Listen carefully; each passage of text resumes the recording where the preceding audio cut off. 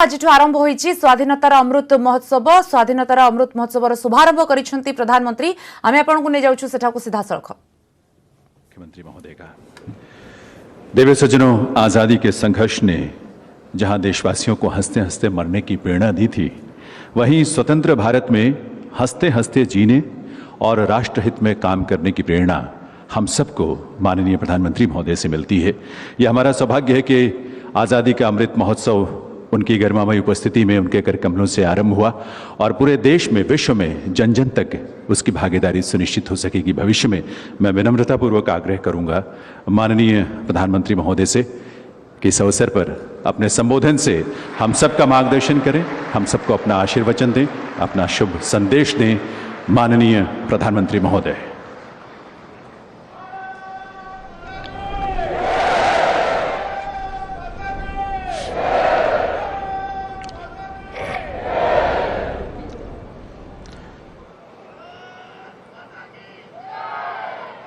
मंच पर विराजमान गुजरात के राज्यपाल श्री आचार्य देवव्रत जी, मुख्यमंत्री श्री विजय रूपाणी जी, केंद्रीय मंत्रिपरिषद के मेरे सहयोगी श्री प्रहलाद पटेल जी, लोकसभा में मेरे साथी सांसद श्री CR पाटिल जी, अहमदाबाद के नवनिर्वाचित मेयर श्रीमान किरीट भाई, साबरमती ट्रस्ट के ट्रस्टी श्री कार्तिकेय साराभाई और साबरमती आश्रम को समर्पित जिनका जीवन है, ऐसे आदरणीय अमृत मोदी जी, देश भर से हमारे साथ जुड़े हुए सभी महानुभाव, देवियों और सज्जनों और मेरे युवा साथियों,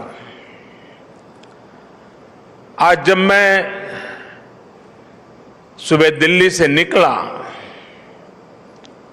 तो बहुत ही अद्भुत संयोग हुआ। अमृत महोत्सव के प्रारंभ होने से पहले आज देश की राजधानी में अमृत वर्षा भी हुई और वरुण देव ने आशीर्वाद भी दिया।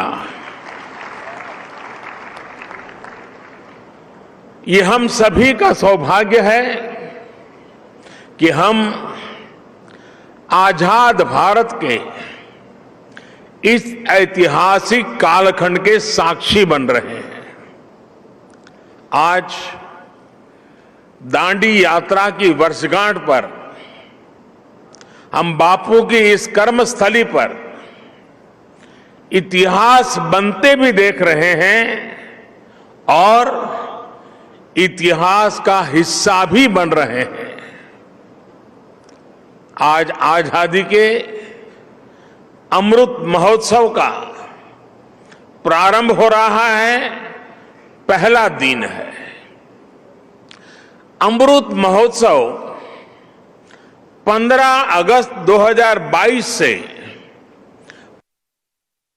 पूर्व आज प्रारंभ हुआ है और 15 अगस्त 2023 तक चलेगा। हमारी यहां मान्यता है कि जब कभी ऐसा अवसर आता है तब सारे तीर्थों का एक साथ संगम हो जाता है। आज एक राष्ट्र के रूप में भारत के लिए भी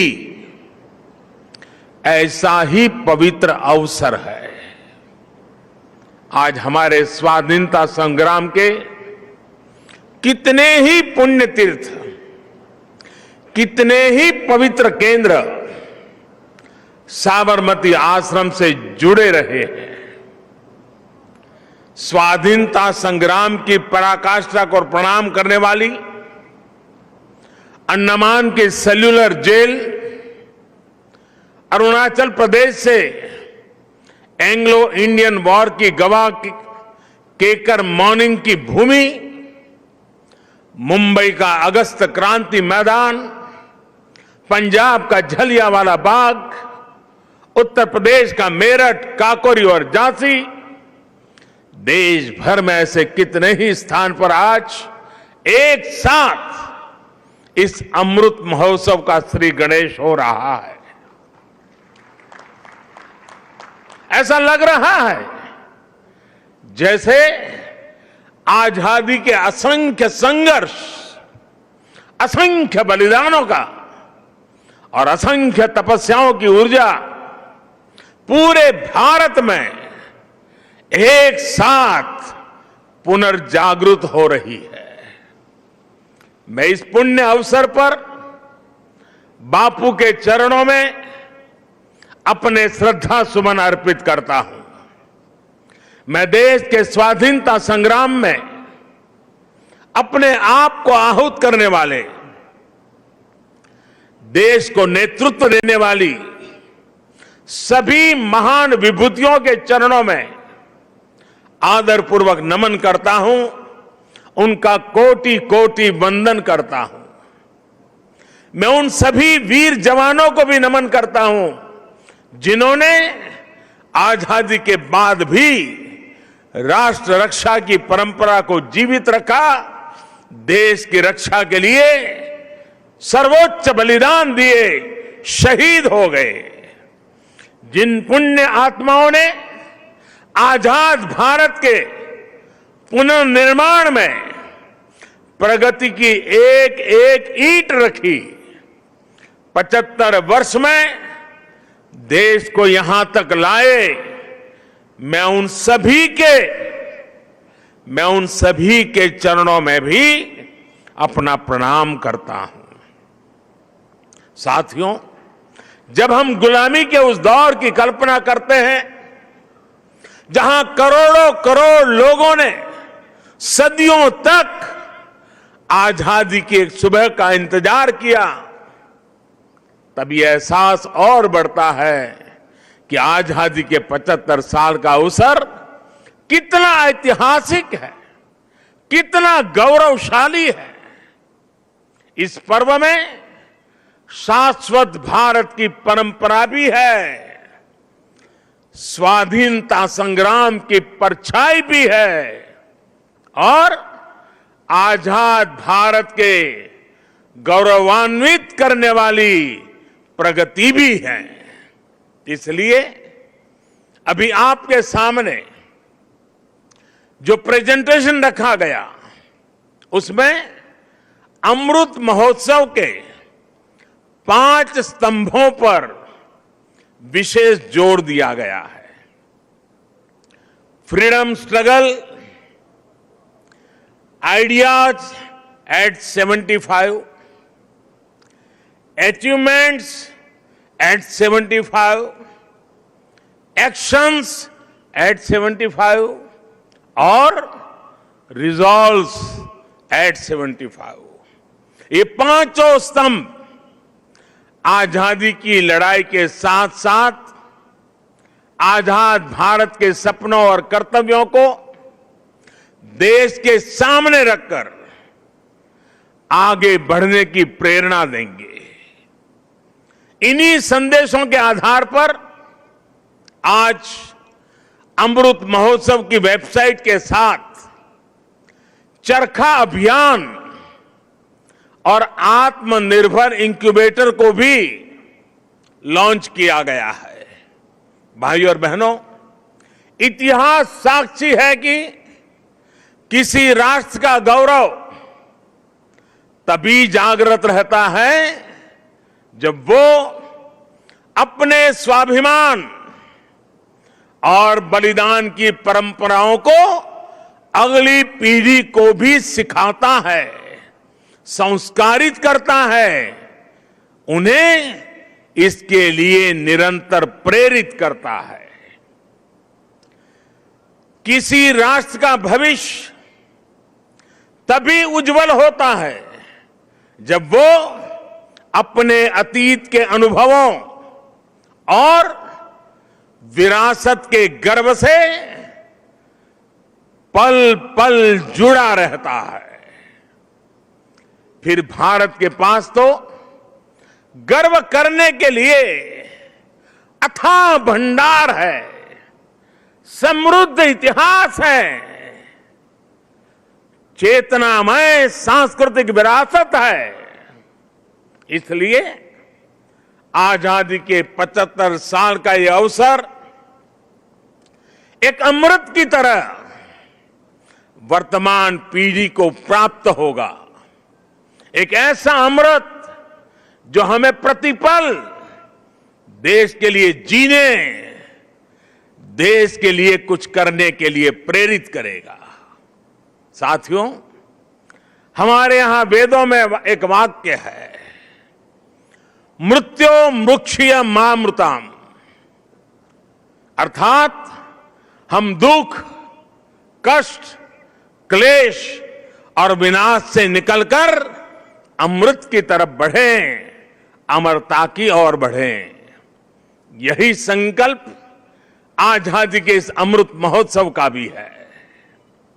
आजादी का अमृत महोत्सव यानी आजादी की ऊर्जा का अमृत। आजादी का अमृत महोत्सव यानी स्वाधीनता सेनानियों से प्रेरणाओं का अमृत। आजादी का अमृत महोत्सव यानी नए विचारों का अमृत, नए संकल्पों का अमृत। आजादी का अमृत महोत्सव यानी आत्मनिर्भरता का अमृत। और इसलिए ये महोत्सव राष्ट्र के जागरण का महोत्सव है। ये महोत्सव सुराज्य के सपने को पूरा करने का महोत्सव है। ये महोत्सव वैश्विक शांति का, विकास का महोत्सव है। साथियों, अमृत महोत्सव का शुभारंभ दांडी यात्रा के दिन हो रहा है। उस ऐतिहासिक क्षण को पुनर्जीवित करने के लिए एक यात्रा भी अभी शुरू होने जा रही है। यह अद्भुत संयोग है कि दांडी यात्रा का प्रभाव और संदेश भी वैसा ही है जो आज देश अमृत महोत्सव के माध्यम से लेकर आगे बढ़ रहा है। गांधी जी की इस एक यात्रा ने आजादी के संघर्ष को एक नई प्रेरणा के साथ जन जन से जोड़ दिया था। इस एक यात्रा ने अपनी आजादी को लेकर भारत के नजरिए को पूरी दुनिया तक पहुंचा दिया था। ऐसा ऐतिहासिक, और ऐसा इसलिए क्योंकि बापू की दांडी यात्रा में आजादी के आग्रह के साथ साथ भारत के स्वभाव और भारत के संस्कारों का भी समावेश था। हमारे यहां नमक को कभी उसकी कीमत से नहीं आंका गया। हमारे यहां नमक का मतलब है ईमानदारी। हमारे यहां नमक का मतलब है विश्वास। हमारे यहां नमक का मतलब है वफादारी। हम आज भी कहते हैं कि हमने देश का नमक खाया है। ऐसा इसलिए नहीं क्योंकि नमक कोई बहुत कीमती चीज है। ऐसा इसलिए क्योंकि नमक हमारे यहां श्रम और समानता का प्रतीक है। उस दौर में नमक भारत की आत्मनिर्भरता का एक प्रतीक था। अंग्रेजों ने भारत के मूल्यों के साथ साथ इस आत्मनिर्भरता पर भी चोट की। भारत के लोगों को इंग्लैंड से आने वाले नमक पर निर्भर हो जाना पड़े। गांधी जी ने देश के उस पुराने दर्द को समझा, जन जन से जुड़ी उस नब्ज को पकड़ा और देखते ही देखते ये आंदोलन हर एक भारतीय का आंदोलन बन गया, हर एक भारतीय का संकल्प बन गया। साथियों, इसी तरह आजादी की लड़ाई में अलग अलग संग्रामों अलग अलग घटनाओं की भी अपनी प्रेरणाएं हैं, अपने संदेश हैं, जिन्हें आज का भारत आत्मसात कर आगे बढ़ सकता है। 1857 का स्वातंत्र संग्राम, महात्मा गांधी का विदेश से लौटना, देश को सत्याग्रह की ताकत फिर याद दिलाना, लोकमान्य तिलक का पूर्ण स्वराज का आह्वान, नेताजी सुभाष चंद्र बोस के नेतृत्व में आजाद हिंद फौज का दिल्ली मार्च, दिल्ली चलो, ये नारा आज भी हिंदुस्तान भूल नहीं सकता है। 1942 का अविस्मरणीय आंदोलन, अंग्रेजों भारत छोड़ो का वो उद्घोष, ऐसे कितने ही अनगिनत पड़ाव जिनसे हम प्रेरणा लेते हैं, ऊर्जा लेते हैं।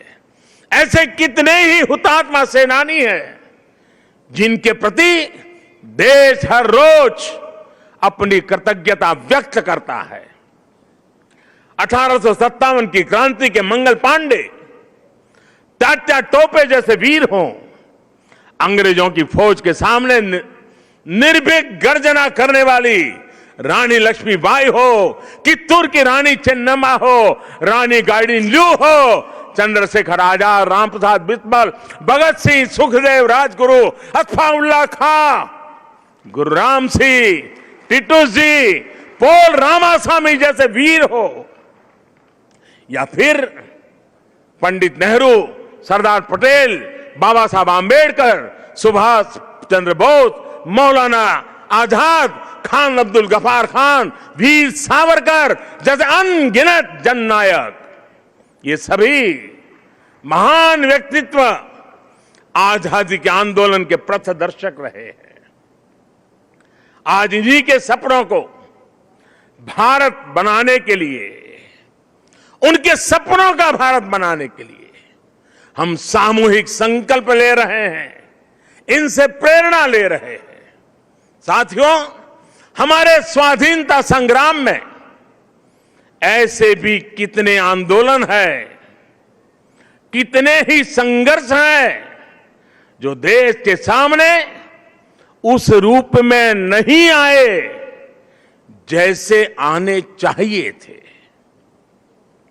ये एक एक संग्राम, संघर्ष अपने आप में भारत की असत्य के खिलाफ सत्य की सशक्त घोषणाएं हैं। ये एक एक संग्राम भारत के स्वाधीन स्वभाव के सबूत है। ये संग्राम इस बात का भी साक्षात प्रमाण है कि अन्याय, शोषण और हिंसा के खिलाफ भारत की जो चेतना राम के युग में थी,